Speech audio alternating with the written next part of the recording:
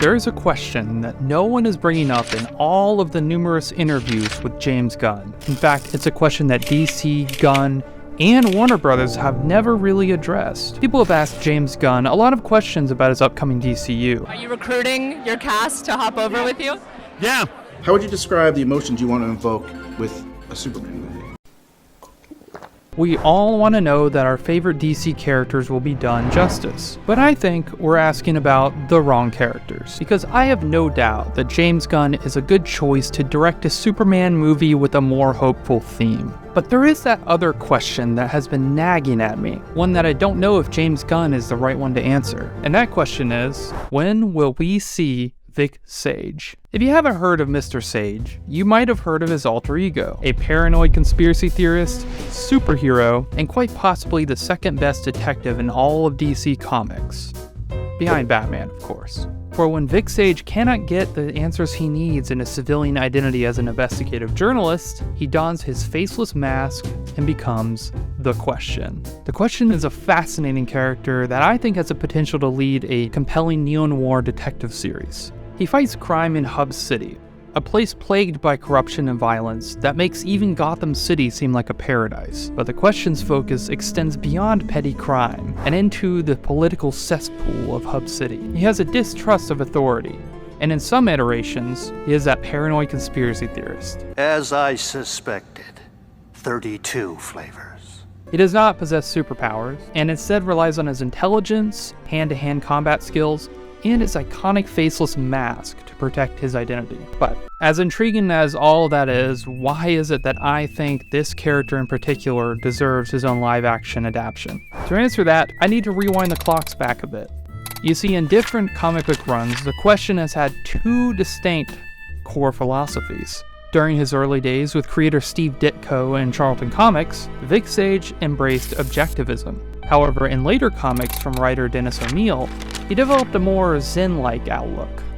The objectivist version of the character is certainly intriguing, but I believe it's Dennis O'Neil's take on The Question that would make an excellent addition to the DC universe of today. I would of course love to see them also take some inspiration from the character's depiction in the animated series Justice League Unlimited. Just picture this: a gritty HBO crime show featuring our flawed, mysterious hero, reporting on corruption by day, and roaming the dangerous streets of Hub City at night, in search of answers, navigating the fine line between right and wrong. The Question will encounter dangerous adversaries, such as the deadly mercenary Lady Shiva, and the city's most powerful and corrupt figures, all while grappling with his own internal conflicts, blurring the line between justice and vengeance. He is trained by martial arts expert Richard Dragon and guided by genius chemist Aristotle Rodor, who serves as a moral compass for Sage. Rodor's scientific expertise aids in the development of The Question's faceless mask, a symbol of his mysterious persona. In the show, Sage would team up with Myra Connolly, a fellow journalist and his former love interest. Her storyline would intertwine with The Question's as they both strive to uncover the truth in Hub City's corrupt landscape. This show should also include the character of Renee Montoya, a detective in the Hub City Police Department who later dons the mantle of The Question herself. As a character, The Question offers a refreshing departure from traditional superhero tropes. His unwavering pursuit of truth would probably resonate with a lot of people.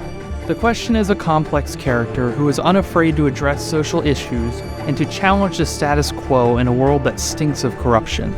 He's a hero that I believe would be a good fit for a DCU streaming series.